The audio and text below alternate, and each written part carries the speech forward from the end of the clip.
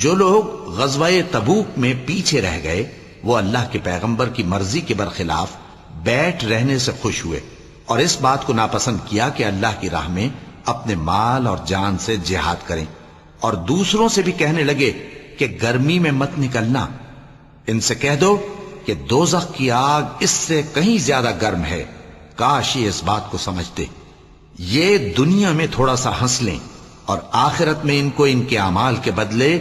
جو یہ کرتے رہے ہیں بہت سا رونا ہوگا۔ پھر اگر اللہ تم کو ان میں سے کسی گروہ کی طرف لے جائے اور وہ تم سے نکلنے کی اجازت طلب کریں تو کہہ دینا کہ تم میرے ساتھ ہرگز نہیں نکلو گے اور نہ میرے ساتھ مددگار ہو کر دشمن سے جنگ کرو گے۔ تم پہلی دفعہ بیٹھ رہنے سے خوش ہوئے تو اب بھی پیچھے رہنے والوں کے ساتھ بیٹھے رہو، اور اے پیغمبر ان میں سے کوئی مر جائے تو کبھی اس کے جنازے پر نماز نہ پڑھنا اور نہ اس کی قبر پر جا کر کھڑے ہونا۔ یہ اللہ اور اس کے رسول کے ساتھ کفر کرتے رہے اور مرے بھی تو نافرمان ہی مرے۔ اور ان کے مال اور اولاد سے تعجب نہ کرنا، ان چیزوں سے اللہ یہ چاہتا ہے کہ ان کو دنیا میں عذاب کرے، اور جب ان کی جان نکلے تو اس وقت بھی یہ کافر ہی ہوں۔ اور ان میں بعض ایسے ہیں جو پیغمبر کو ایذا دیتے ہیں اور کہتے ہیں کہ یہ شخص نرا کان ہے۔ ان سے کہہ دو کہ وہ کان ہے تو تمہاری بھلائی کے لیے، وہ اللہ کا اور مومنوں کی بات کا یقین رکھتا ہے، اور جو لوگ تم میں ایمان لائے ہیں ان کے لیے رحمت ہے،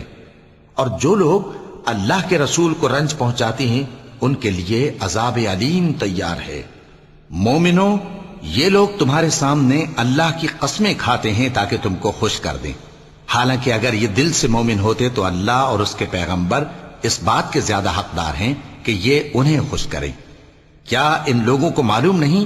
کہ جو شخص اللہ اور اس کے رسول سے مقابلہ کرتا ہے تو اس کے لیے جہنم کی آگ تیار ہے جس میں وہ ہمیشہ جلتا رہے گا؟ یہ بڑی رسوائی ہے۔ منافق ڈرتے رہتے ہیں کہ ان کے بارے میں کہیں کوئی ایسی صورت نہ اتر آئے کہ ان کے دل کی باتوں کو ان مسلمانوں پر ظاہر کر دے۔ کہہ دو کہ ہنسی کیے جاؤ، جس بات سے تم ڈرتے ہو اللہ اس کو ضرور ظاہر کر دے گا، اور اگر تم ان سے اس بارے میں دریافت کرو تو کہیں گے کہ ہم تو یوں ہی بات چیت اور دل لگی کرتے تھے۔ کہو کیا تم اللہ اور اس کی آیتوں اور اس کے رسول سے دل لگی کرتے تھے؟ اور جب کوئی صورت نازل ہوتی ہے کہ اللہ پر ایمان لاؤ اور اس کے رسول کے ساتھ ہو کر جہاد کرو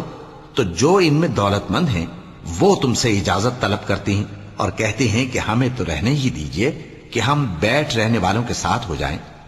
یہ اس بات سے خوش ہیں کہ عورتوں کے ساتھ جو پیچھے رہ جاتی ہیں گھروں میں بیٹھ رہیں۔ ان کے دلوں پر مہر لگا دی گئی ہے سو یہ سمجھتے ہی نہیں۔ لیکن پیغمبر اور جو لوگ ان کے ساتھ ایمان لائے سب اپنے مال اور جان سے لڑے، انہی لوگوں کے لیے بھلائیاں ہیں اور یہی مراد پانے والے ہیں۔ اللہ نے ان کے لیے باغات تیار کر رکھے ہیں جن کے نیچے نہریں بہ رہی ہیں، ہمیشہ ان میں رہیں گے، یہی بڑی کامیابی ہے۔ اور صحرا نشینوں میں سے بھی کچھ لوگ عذر کرتے ہوئے تمہارے پاس آئے کہ ان کو بھی اجازت دی جائے، اور جنہوں نے اللہ اور اس کے رسول سے جھوٹ بولا وہ گھر میں بیٹھ رہے۔ سو جو لوگ ان میں سے کافر ہوئے ہیں ان کو دکھ دینے والا عذاب پہنچے گا،